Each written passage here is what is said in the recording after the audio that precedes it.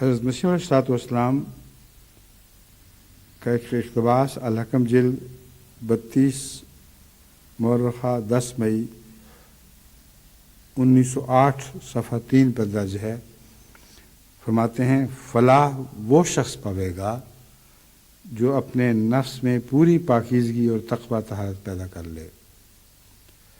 بس وہ مفلحین تھے جن کا ذکر مسیح علیہ السلام فرما رہے تھے کہ ہماری جماعت میں سے نہیں ہیں، اور جن جماعت کے لوگوں کو آپ مفلحین کے گروہ میں شمار ہوتا ہوا دیکھنا چاہتے ہیں، ان کی یہ تفصیل ہے: جو اپنے نفس میں پوری پاکیزگی اور تقویٰ طہارت پیدا کر لے اور گناہ اور معاصی کے ارتکاب کا کبھی بھی اس میں دورہ نہ ہو، اور ترک شر اور کسب خیر، یعنی شر والی باتیں اور اچھی باتیں، یہ مراد ہے. ترک شر والی باتوں کا ترک کرنا، اس کو چھوڑ دینا، اور کسب خیر، محنت کر کے اچھی باتوں کو کمانا، دونوں مراتب پورے طور سے یہ شخص طے کر لے، تب جا کر کہیں اسے فلاح نصیب ہوتی ہے. اب جو شروع میں آسان دکھائی دے رہا تھا معاملہ، غور کرو تو کتنا مشکل دکھائی دینے لگ گیا ہے. ایمان کوئی آسان سی بات نہیں. جب تک انسان مر ہی نہ جاوے تب تک کہاں ہو سکتا ہے کہ سچا ایمان حاصل ہو. اب یہ مر جانا پچھلی ساری عبارات سے ظاہر ہے کہ انسان اگر موت ہی عائد کر لے اپنے پر، غصے کو کنٹرول کرے، جذبات پر قابو پا لے، ہر طرح کے شر کرے، ہر کسب خیر کرے، تو دنیا سے وہ مر گیا. ایک نیا وجود ظاہر ہوا جو اس دنیا میں رہتے ہوئے کسی اور دنیا میں زندہ ہے. یہ باتیں ہیں جن کو مسیح صاحب فرما رہے ہیں کہ انسان مر ہی نہ جاوے تب تک کہاں ہو سکتا ہے کہ سچا ایمان حاصل ہو. بدر جلد 7 نمبر 19-30 مورخہ 24 مئی 1908 صفحہ 5-6 سے ایک اور عبارت بھی لی گئی ہے، یا یہ اسی کی ہے. اگلے اور صفحے ہیں، اور وہ 10 مئی کی عبارت تھی. یہ جو عبارت پڑھنے لگا ہوں یہ 24 مئی کے الحکم میں درج ہے. جب انسان محض اللہ تعالیٰ کے لیے اپنے جذبات کو روک لیتا ہے تو اس کا نتیجہ دین و دنیا میں کامیابی اور عزت ہے. فلاح 2 قسم کی ہے: تزکیہ نفس حسب ہدایت نبی کریم صلی اللہ علیہ وسلم کرنے سے آخرت میں بھی نجات ملتی ہے اور دنیا میں بھی آرام ملتا ہے. یہ تو ایک ایسی قطعی حقیقت ہے کہ ہر انسان روزمرہ کی زندگی میں اس کو پرکھ سکتا ہے. جب بھی کسی انسان کو دکھ پہنچنا ہو، خطرات درپیش ہوں، تو سوائے رسول اللہ صلی اللہ علیہ وسلم کی پناہ کے جو الہی پناہ ہے اور کوئی پناہ اس کو نصیب نہیں ہو سکتی. جو معاملات وہ طے کرتا ہے، غور کرے اور ٹھہرے اور سوچے کہ حضرت رسول اللہ صلی اللہ علیہ وآلہ وسلم ایسے موقعوں کے لیے کیا تعلیم دیتے ہیں، وہ تعلیم اس کی حفاظت کرے گی. اور اگر کوئی دکھ پہنچ بھی جائے تو اس دکھ کے بد اثر سے نجات کے لیے بھی وہی تعلیم ہے جو اثر انداز ہوگی. مجھے کل ایک فون ملا جس میں تھا کہ میرا بھائی، پیارا بھائی فوت ہو گیا، فلاں 2 چھوٹے چھوٹے بچے پیچھے چھوڑ دیے، فلاں عزیز فوت ہو گیا، فلاں عزیز فوت ہو گیا، اب میں کیا کروں؟ تو ان سے میں نے یہی عرض کیا کہ رسول اللہ صلی اللہ علیہ وسلم کی ہدایات کی پناہ میں آ جائیں، کیونکہ اس صدمے کو کم کرنے کے لیے جب تک حضرت اقدس محمد رسول اللہ کا تصور نہ باندھا جائے یہ صدمہ کم نہیں ہو سکتا، بلکہ بلائے جان بن جائے گا. اور بجائے اس کے کہ ان لوگوں کو آپ واپس بلا سکیں، آپ کو وہاں جانا ہوگا جہاں یہ لوگ پہنچ کر خوش ہیں، لیکن آپ خوش نہیں ہوں گی، کیونکہ جو آپ نے رویہ اختیار کیا ہے یہ رسول اللہ صلی اللہ علیہ وسلم کی ہدایات کے بالکل برعکس ہے. آپ کو کتنے بے شمار صدمے پہنچے ہیں، ہر صدمے کے موقع پر آپ اللہ کی پناہ میں آئے ہیں، اور یہ پناہ اس یقین سے ملتی ہے کہ یہ دنیا عارضی ہے اور اس دنیا میں ہم نے جانا ہی ہے۔ اس لیے ہر صدمے کے موقع پر سچا صبر اس دنیا میں جانے کا سفر آسان کر دیتا ہے، اور انسان یہاں رہتے ہوئے بھی ایک قسم کا بے تعلق ہو جاتا ہے، یعنی بے تعلق ان معنوں میں نہیں کہ دنیا کو بالکل تج کر دے اور چھوڑ دے، بلکہ بے تعلق ان معنوں میں ہو جاتا ہے کہ انسان اس کو اپنے ساتھ اپنے اندر بستا ہوا دیکھتا تو ہے، لیکن اس کے تصورات، اس کے خیالات ہمیشہ اللہ تعالیٰ کی طرف منتقل ہوتے رہتے ہیں، اور بنی نوع انسان سے حسن سلوک جاری رکھتا ہے، اس طرح نہیں کرتا کہ الگ ہی ہو جائے۔ بس دنیا میں بھی کامیابی ہے اور آخرت میں بھی کامیابی ہے۔ فلاح دو قسم کی ہے، تزکیہ نفس حسب ہدایت نبی کریم صلی اللہ علیہ وسلم کرنے سے آخرت میں بھی نجات ملتی ہے، دنیا میں بھی آرام ملتا ہے۔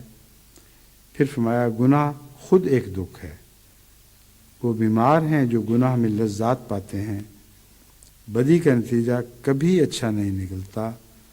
بعض شرابیوں کو میں نے دیکھا ہے کہ انہیں نزول الماء ہو گیا، مفلوج ہو گئے، راشا ہو گیا، سکتے سے مر گئے۔ خدا تعالیٰ جو ایسی بدیوں سے روکتا ہے تو لوگوں کے بھلے کے لیے، جیسے ڈاکٹر اگر کسی بیمار کو پرہیز بتاتا ہے تو اس میں بیمار کا فائدہ ہے نہ کہ ڈاکٹر کا۔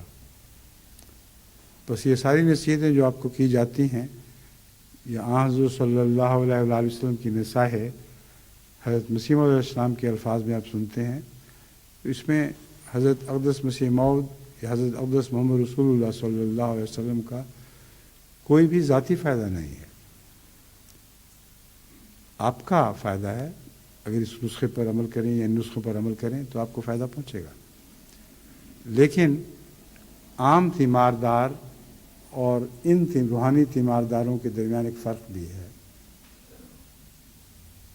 یہ تو حضرت مسیح صاحب نے دنیا کے تیماردار کا حوالہ دیا ہے کہ اگر ایسا شخص طبیب کی بات نہیں مانتا تو طبیب کو کوئی نقصان نہیں پہنچے گا، تمہیں نقصان پہنچے گا، مگر خدا کے بندے، حقیقی بندے جو نبوت کے مقام پر فائز ہوتے ہیں، ان کو ذاتی نقصان کا احساس ضرور ہوتا ہے، طبیب کو ہو یا نہ ہو، کیونکہ جب بھی وہ کسی خدا کے بندے کو ضائع ہوتے دیکھتے ہیں تو تکلیف پہنچتی ہے۔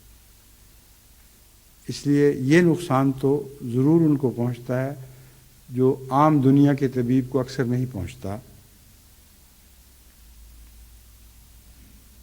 بس فلاح جسمانی روحانی پانی ہے، آسمان سے اترنے والا ایک پانی ہے جس کو میں فلاح جسمانی بھی قرار دیتا ہوں، یعنی مسلم قرار دیتے ہیں۔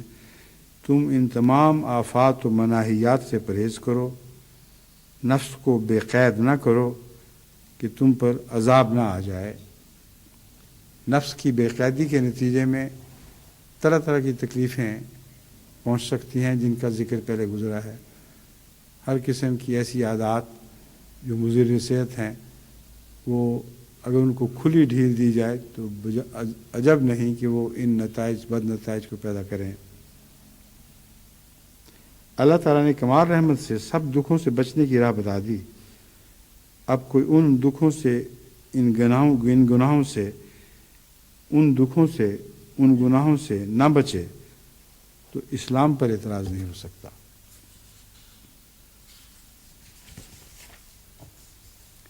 پھر البدر جلد 3 صفحہ 27 مورخہ 16 جولائی 1504 صفحہ 4 1504 ہے اصل میں، نقطہ میں عام نقطہ سمجھتا ہوں، حالانکہ وہ اردو کا صفر ہے۔ 1904 کو جولائی میں آپ نے یہ نصیحت فرمائی۔ انسان کی خوش قسمتی ہے کہ قبل از نزول بلا وہ تبدیلی کر لے، لیکن اگر کوئی تبدیلی نہیں کرتا اور اس کی نظر اسباب اور مکر و حیلے پر ہے تو سوائے اس کے کہ وہ اپنے ساتھ گھر بھر کو تباہ کر دے، اور کیا انجام بھوگ سکتا ہے۔ اب یہ باتیں اچھی طرح پیش نظر رکھیں کہ بعض دفعہ ایک انسان کی غلطی اس کے گھر کو بھی برباد کر دیا کرتی ہے۔ فرمایا خوش قسمتی ہے کہ نزول بلا سے پہلے وہ تبدیلی کر لے۔ اگر کوئی تبدیلی نہیں کرتا اور اس کی نظر اسباب اور مکروہ ہیلے پر ہے، یعنی اپنے نفس کی خرابیوں سے توبہ نہیں کرتا اور دبے ہوئے نفس کی مکروہات کو چھپانے کی کوشش کرتا ہے، اس کا اپنا نفس ہے جس نے اس کے گرد و پیش خطرات پیدا کر دیے ہیں۔ اگر کوئی ایسا شخص ہو جو سمجھتا ہو کہ میری چلاکیوں سے یہ خطرات میرے نفس کے اندر دب جائیں گے اور بیرونی اثر ظاہر نہیں کریں گے، یہ مکروہ حیلہ سے بچنے کی کوشش ہے۔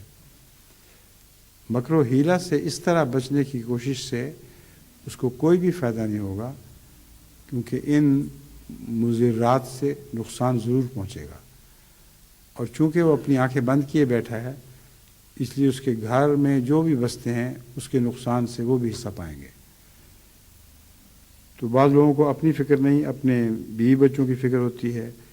ان کا حوالہ دیتے ہوئے مسیح السلام نے فرمایا ہے اس کے ساتھ وہ اپنے ساتھ اس کے سوائے اس کے کہ وہ اپنے ساتھ گھر بھر کو تباہ کر دے، اور کیا انجام بھوگ سکتا ہے، کیونکہ مرد گھر کا کشتی بان ہوتا ہے، اگر وہ ڈوبے گا تو کشتی بھی ساتھ ہی ڈوبے گی۔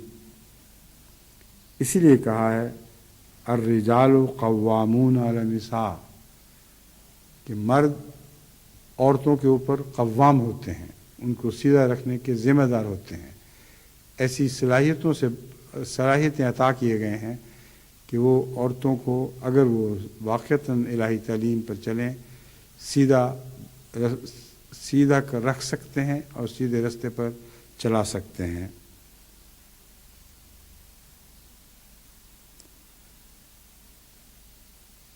اسی کی دستگاری کے ساتھ اس کے اہل و عیال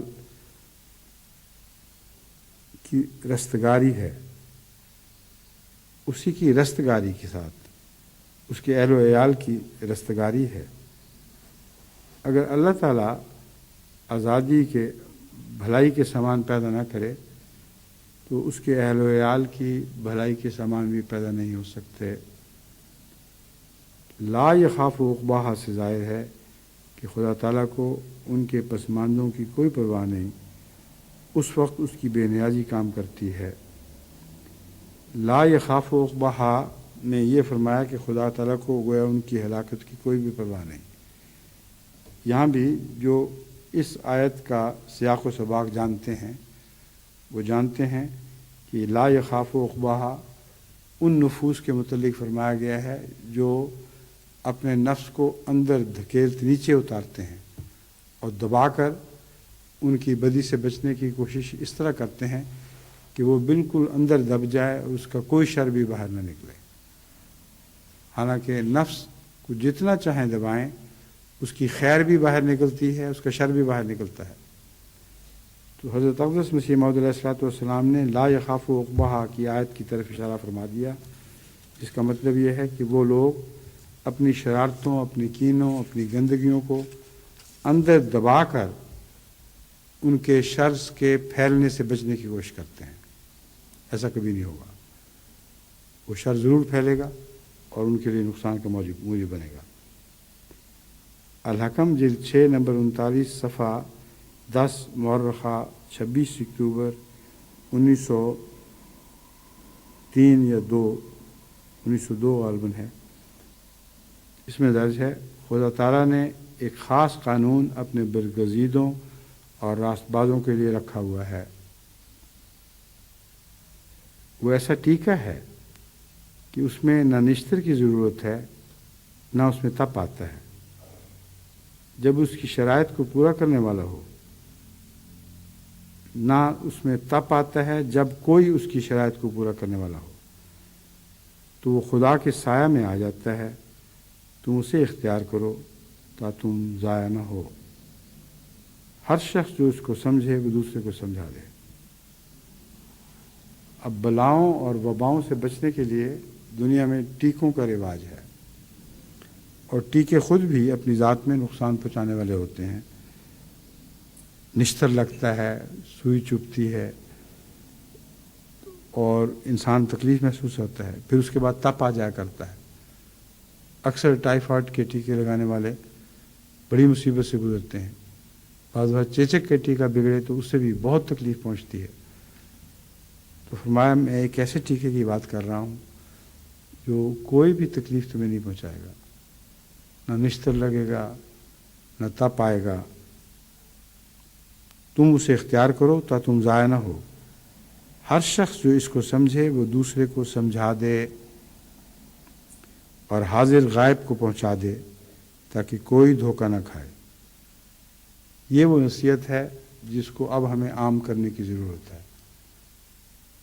جو حاضر ہیں، جو سن رہے ہیں، وہ غائبوں تک ان باتوں کو کرنا شروع کر دیں، محض اپنے دل کی حدود تک نہ رکھیں بلکہ زبان سے نکالیں اور ارد گرد ماحول کو یہ نصیحت کریں جو مسیح علیہ السلام نے فرمائی ہے۔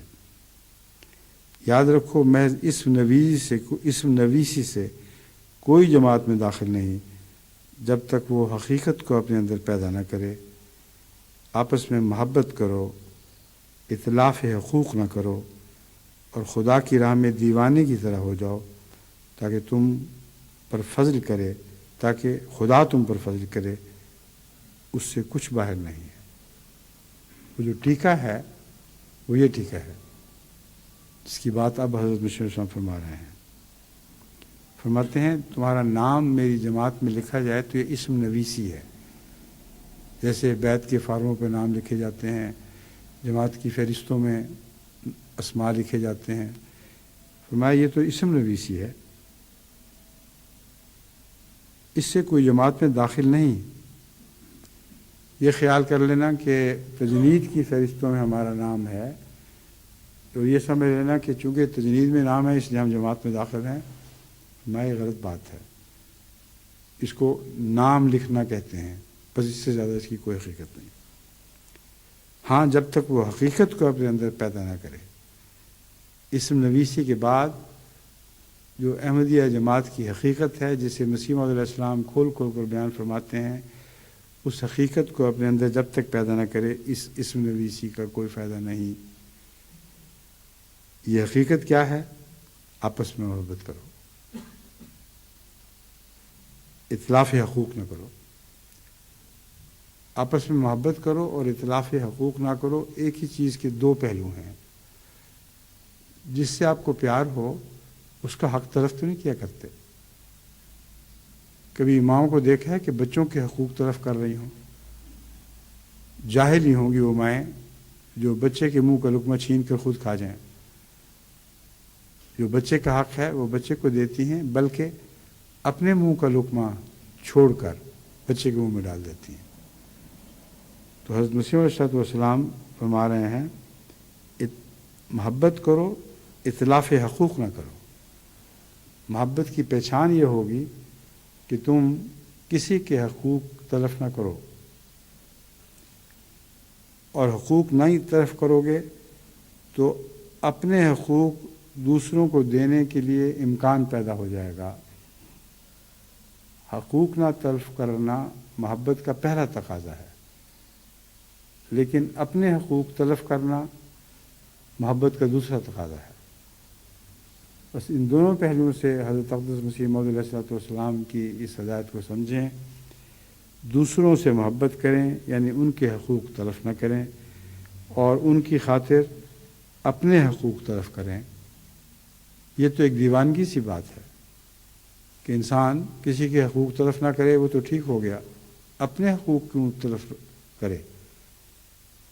فرمایا خدا کی راہ میں دیوانے کی طرح ہو جاؤ۔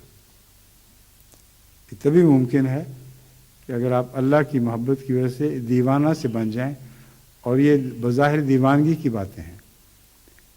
ماں کا بچے سے ایک رشتہ ہے جس کے تقاضے وہ نظر انداز نہیں کر سکتی، مگر آپ کا تو بنی نوع انسان سے اس قسم کا خونی رشتہ نہیں ہے، اور اگر آپ عقل کریں تو وہ تقاضے نظر انداز کر سکتے ہیں۔ بس جب تک دیوانوں کی طرح خدا کی راہ میں نہ ہو جاؤ، یہ ماں والے رشتے تمام بنی نوع انسان سے قائم کیے ہی نہیں جا سکتے۔ دیوانے کی طرح ہو جاؤ تاکہ خدا تم پر فضل کرے، اس سے کچھ باہر نہیں۔ اب یہ ہماری تربیت کے لیے ایک بڑا عظیم الشان لاہ عمل ہے جو حضرت مسیح موعود علیہ السلام نے بیان فرما دیا اور اس کی باریک راہوں سے ہمیں آگاہی فرمائی۔ فرمایا میں تمہیں بار بار یہی نصیحت کرتا ہوں کہ تم ایسے پاک صاف ہو جاؤ جیسے صحابہ نے اپنی تبدیلی کی۔ انہوں نے دنیا کو بالکل چھوڑ دیا، گویا ٹاٹ کے کپڑے پہن لیے۔ اسی طرح تم اپنی تبدیلی کرو۔ اب یہ نہیں فرمایا کہ دنیا کو چھوڑ دیا اور ٹاٹ کے کپڑے پہن لیے، کیونکہ صحابہ میں بڑے بڑے خوشپوش صحابہ کا ذکر ملتا ہے جو اللہ اور حضرت محمد رسول اللہ صلی اللہ علیہ وآلہ وسلم کو بہت پیارے تھے۔ خود حضرت اقدس محمد رسول اللہ صلی اللہ علیہ وآلہ وسلم کی خوشپوشی کا بھی ذکر ملتا ہے۔ بعض دفعہ باہر سے کوئی بہت اعلیٰ درجے کا خوبصورت دلکش تحفہ آیا تو آپ نے وہ پہن لیا۔ یہ بھی شکر کا ایک اظہار ہے، یہ بھی اللہ تعالیٰ کی رحمت کہ پہلے قطرے کو جیسے انسان زبان پر لیتا ہے، وہی محبت ہے جس کا یہاں ذکر چل رہا ہے۔ فرمایا صحابہ نے اپنی تبدیلی کی، انہوں نے دنیا کو بالکل چھوڑ دیا، گویا ٹاٹ کے کپڑے پہن لیے۔ گویا ٹاٹ کے کپڑے پہننے کا مطلب ہے کہ اگر خدا طلبی سے غربت اختیار کرنی پڑے اور دنیا ہاتھ سے جاتی رہے، دنیا کے مال و دولت نہ رہیں اور واقعتاً ٹاٹ پہننا پڑے، تب بھی اس کی کوئی پرواہ نہیں کریں گے۔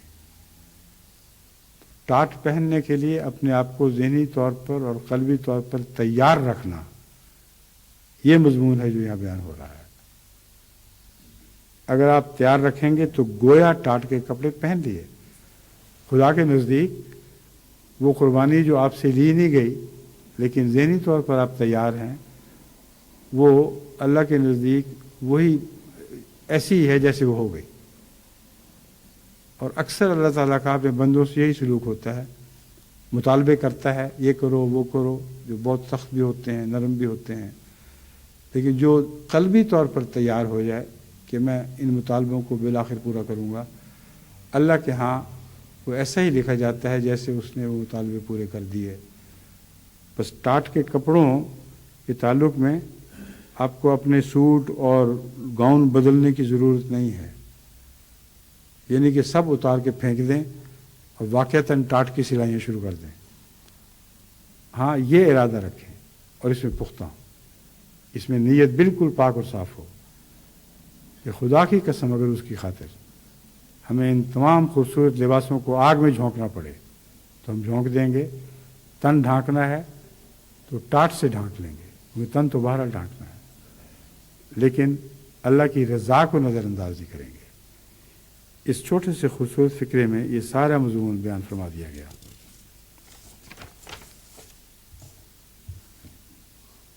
اب کس خدا کی خاطر قربانیاں ہیں جس کے متعلق ہم جانتے ہیں کہ ہمارے حواس خمسہ اس تک پہنچ نہیں سکتے، وہ غیب میں ہے، اور غیب کے لیے حاضر کی قربانی ایک بہت بڑا مشکل مضمون ہے۔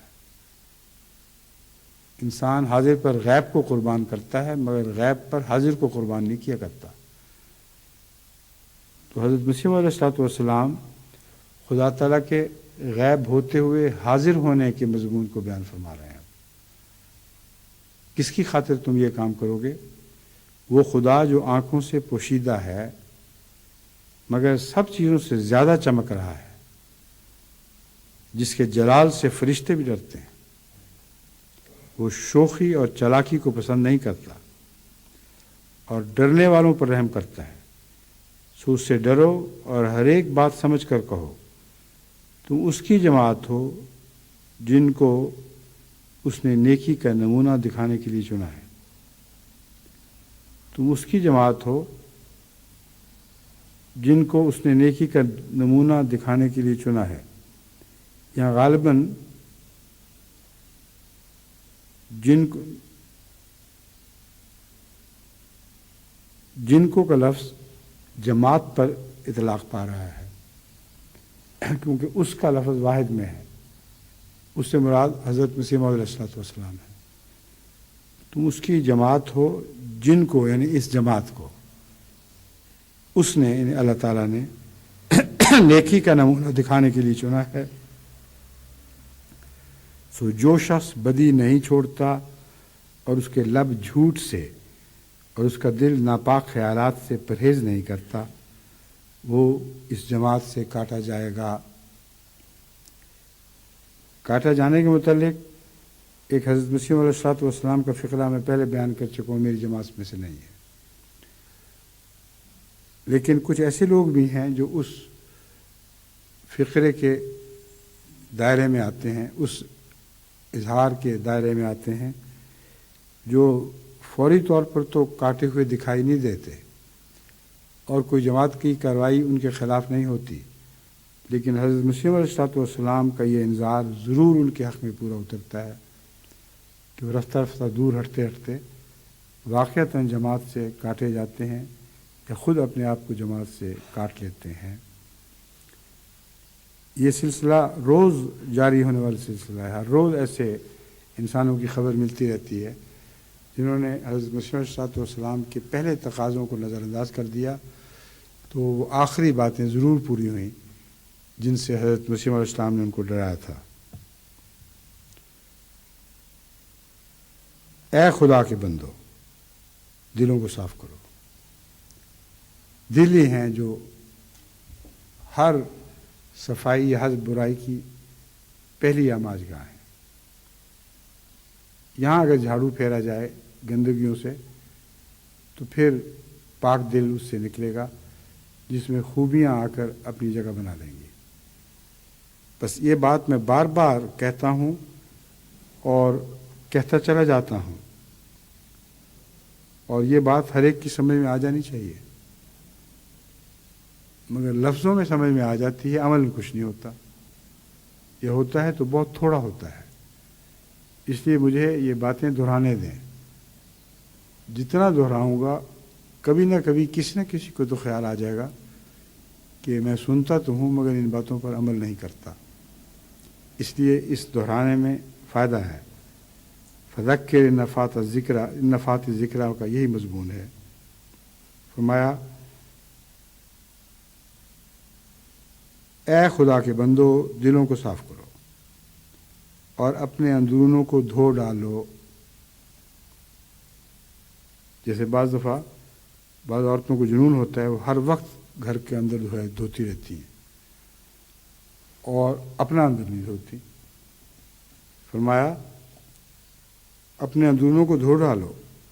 तुम निफाक और दो रंगी से हर एक को राज़ी कर सकते हो मगर खुदा को। दिखावे की ज़िंदगी, बाहर की सफाई, अंदरूने को भूल जाना, इससे हो सकता है तुम हर एक को राज़ी कर लो और वो तुम्हें और तुम्हारे घर को बहुत शफाफ और चमकता हुआ देखे। सबको कर सकोगे मगर खुदा को नहीं। खुदा को इस खसलत से गज़ब में लाओगे।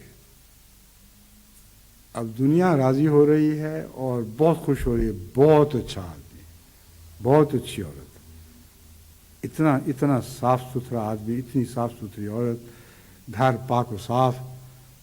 और यही बात जो तुम्हारी मदह का मूजब बन रही है दुनिया में, खुदा के गज़ब को भड़काने का मूजब बन रही है। खुदा को इस खसलत से गज़ब में लाओगे। अपनी जानों पर रहम करो और अपनी ज़ुर्रियत को हलाकत से बचाओ। कभी मुमकिन ही नहीं कि खुदा तुमसे राज़ी हो, हमारा, हालांकि तुम्हारे दिल में उससे ज़्यादा कोई और अजीज़ भी है। वही टाट के कपड़ों वाली बात कि दिल में अगर कोई और अजीज़ है तो जब इब्तला में पड़ोगे तो वो अजीज़ खुदा पर गालिब आ जाएगा। अगर दिल में कोई और अजीज़ है से मुराद ये नहीं है कि कोई और प्यारा है। बेशुमार प्यारे होंगे, बेशुमार दिल में अजीज़ होंगे, مگر خدا کے مقابل پر اگر کوئی دل میں عزیز ہے تب تم خدا کی نظر میں پیارے نہیں ہو سکتے. اس کی راہ میں فدا ہو جاؤ اور اس کے لیے محو ہو جاؤ اور ہمہ تن اس کے ہو جاؤ. اس کی راہ میں فدا ہو جاؤ, اس کے لیے محو ہو جاؤ اور ہمہ تن اس کے ہو جاؤ. یہ سارے عشق کے مناظر ہیں جو حضرت مسیح موعود علیہ الصلوۃ والسلام کھول رہے ہیں. اب ایک لمبی تحریر ہے جو اس لحاظ سے بہت دلچسپ ہے کہ چلتے چلتے آسٹریلیا کے ایک سیاح سے باتیں کرتے ہوئے اس کو نصیحتیں فرمائی جا رہی ہیں. صبح سحر کے وقت مسیح علیہ السلام جب روانہ ہوئے تو آسٹریلیا سے آیا ہوا ایک سیاح تھا, وہ بھی ساتھ چل پڑا یا اسے دعوت دے دی گئی ہوگی. اور دوران سیر جو گفتگو ہوئی ہے اس سے, یہ دوسرے ساتھیوں نے, سننے والوں نے بعد میں فوراً قلم بند کر لی. بس یہ گفتگو ان الفاظ میں ہے: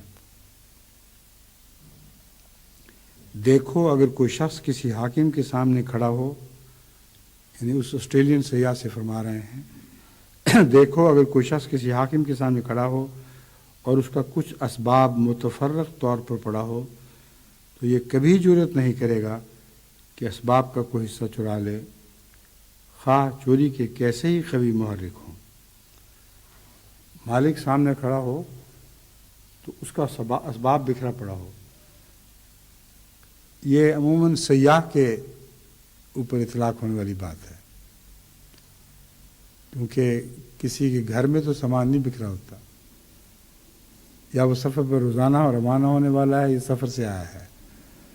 تو اس سیاح کو مخاطب کر کے یہ فکرہ دیکھیں کتنا پیارا اور کتنا اس کی صورتحال پر اطلاق پانے والا ہے, جس کو وہ اپنے تجربے سے خود سمجھ سکتا ہے. اس کا اسباب متفرق طور پر پڑا ہو تو یہ شخص کبھی جرأت نہیں کرے گا کہ اسباب کا کوئی حصہ چرا لے, خواہ چوری کے کیسے ہی قوی محرک ہوں اور کیسا ہی بد عادت کا مبتلا ہو. یہ ہو ہی نہیں سکتا, اس کی نظر میں ہو اور اس کو چرا لے. مگر اس وقت اس کی ساری قوتوں اور طاقتوں پر ایک موت وارد ہو جائے گی. مرنا, جس کا ذکر پہلے گزر چکا ہے, اسی کی تشریح ہے کہ مرنے سے یہ مراد نہیں ہے کہ بالکل ہی مر مٹو. مرنے سے یہ مراد ہے کہ حاکم وقت یعنی اللہ تعالیٰ کی نظر میں ہوتے ہوئے ایسی ضرورت نہ کرو کہ گویا اس کا سامان چرا رہے ہو, اور خدا کی مرضی کے خلاف عمل کی جسارت میں تمہارے اوپر ایک موت طاری ہو جائے. جیسے وہ بدکار, چور, اچکا مردے کی طرح کھڑا رہے گا, مجال ہے اس کی جو ہاتھ بڑھا کر مالک کی نظر میں رہتے ہوئے اس کا کوئی سامان چرائے.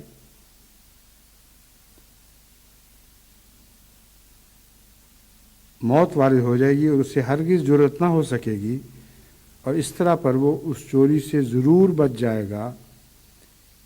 اس طرح پر ہر قسم کے خطا کاروں اور شریروں کا حال ہے کہ جب انہیں ایسی قوت کا پورا علم ہو جاتا ہے جو ان کی شرارت پر سزا دینے کے لیے قادر ہے, تو وہ جذبات ان کے دب جاتے ہیں. یہی سچا طریق گناہ سے بچنے کا ہے.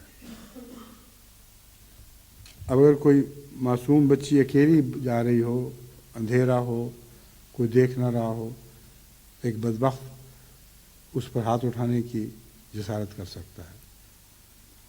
مگر اگر ایک قوی ہیکل مضبوط مرد اس کے ساتھ چل رہا ہو, جس کے مقابل پر اس کی کوئی حیثیت نہ ہو, تو اتنی شرافت سے وہ نظر نیچے کر کے گزرے گا کہ کبھی ہیکل انسان کو وہم بھی نہیں ہوگا کہ اس کا کوئی بد ارادہ ہے.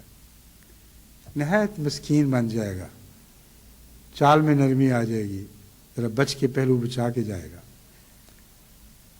وہ لطیفہ میں نے اردو کلاس میں تو بتایا تھا, لیکن یہاں پتہ نہیں سنایا ہے کہ نہیں. ایک شخص نے اوپر سے اپنی منزل سے, اوپر کی منزل سے کچھ نیچے کیچڑ پھینک دیا. ایک گزرتے ہوئے آدمی کے اوپر جا پڑا. اس نے بڑے غصے سے للکار کے کہا او بدبخت، دیکھتا نہیں کون نیچے جا رہا ہے، تیری یہ مجال کہ مجھ پر کیچڑ پھینکا ہے تم نے، آنا نہ بتا باہر، میں تیرا حال کروں کچھ. اوپر سے جو آدمی اترا وہ بڑا قوی ہیکل، مضبوط پہلوان، اس کی آنکھوں سے شرارے نکل رہے تھے. تو اس کو دیکھتے ہی کہا فرمائیے آپ نے پھینکا تھا نا؟ یہ عاجز بندہ حاضر ہے، کچھ اور بھی پھینکے اور بھی لطف اٹھائیں. اب یہ جو رویہ ہے یہ قوی ہیکل کو دیکھنے کے بعد پیدا ہوا ہے. تو اگر کوئی انسان کسی طاقتور وجود کی موجودگی کا احساس کرے تو اس کے گناہ کی شوخی اسی طرح مٹ جائے گی جیسے اس کیچڑ میں بھرے ہوئے انسان کی شوخی مٹ گئی تھی. لیکن اللہ تعالیٰ تو کیچڑ نہیں پھینکتا، اللہ تعالیٰ تو فضل پھینکتا ہے. محمد رسول اللہ کے نسائے تو پھولوں کی طرح اترتے ہیں. اس کے باوجود آپ کا یہ حال ہو کہ ان پر سیخ پا ہوں اور اپنے وجود کو بدلنے کے لیے کوئی کوشش نہ کرے، یہ حد سے زیادہ زیادتی اور ظلم ہوگا. یہ پھول ہیں جن کو آپ کو چننا ہے، وہ کانٹے ہیں جن سے بچانے کے لیے نصائح کی جاتی ہیں. اس لیے اپنی بھلائی کا رستہ اختیار کریں، خود آپ کا بھلا ہوگا.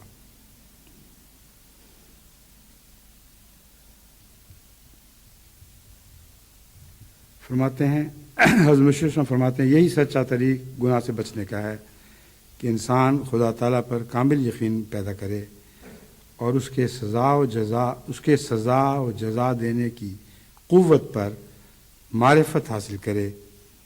یہ نمونہ گناہ سے بچنے کے طریق کے متعلق خدا نے ہماری فطرت میں رکھا ہوا ہے. اس لیے میں نے مناسب سمجھا کہ اس اصول کو آپ کے سامنے پیش کر دوں. کیا جب آپ کو فائدہ پہنچے، یعنی وہ آسٹریلوی سیاح سے فرما رہے ہیں کیا جب آپ کو فائدہ پہنچے، اور چونکہ آپ سفر کرتے رہتے ہیں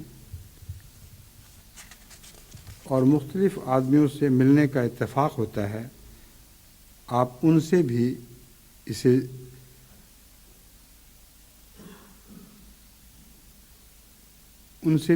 ذکر بھی کر سکتے ہیں. غالباً فکرہ میں کچھ سننے والے نے صحیح نہیں سمجھا، ان سے بھی اسے ذکر کر سکتے ہیں. بھی 2 دفعہ استعمال ہوا ہے.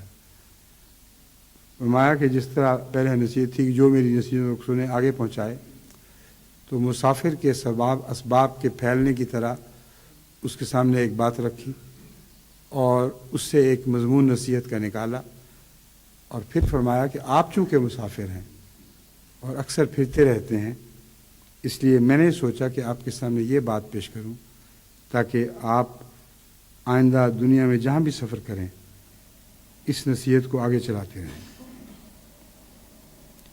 یہ میری طرف سے آپ کو ایک تحفہ ہے، اور میں ایسے تحفے دے سکتا ہوں. جانے والے کو اچھی نصیحت سے بہتر کوئی تحفہ نہیں دیا جا سکتا جو اس کا رضاد راہ بن جائے. فرمایا یہ میری طرف سے آپ کو ایک تحفہ ہے اور میں ایسے تحفے دے سکتا ہوں. ہر شخص جو دنیا میں آتا ہے اس کا فرض ہونا چاہیے کہ دھوکے اور خطرے سے بچے. بس گناہوں کے نیچے ایک خطرناک اور تمام خطروں اور دھوکوں سے بڑھ کر ایک دھوکہ ہے. بس گناہوں کے نیچے ایک خطرناک اور تمام خطروں اور دھوکوں سے بڑھ کر ایک دھوکہ ہے. یہ وہ مخفی دل کی حالت ہے جو چھپی ہوئی ہے اور اکثر گناہ گار کی اپنی نظر سے بھی چھپی ہوئی ہوتی ہے. کوئی گناہ ظاہر ہو ہی نہیں سکتا جب کہ دل کے اندر چھپا ہوا گناہ موجود نہ ہو. لیکن وہ دھوکہ ہے. دھوکہ ان معنوں میں کہ دکھائی نہیں دے رہا، انسان معین طور پر اس کی شناخت نہیں کر سکتا.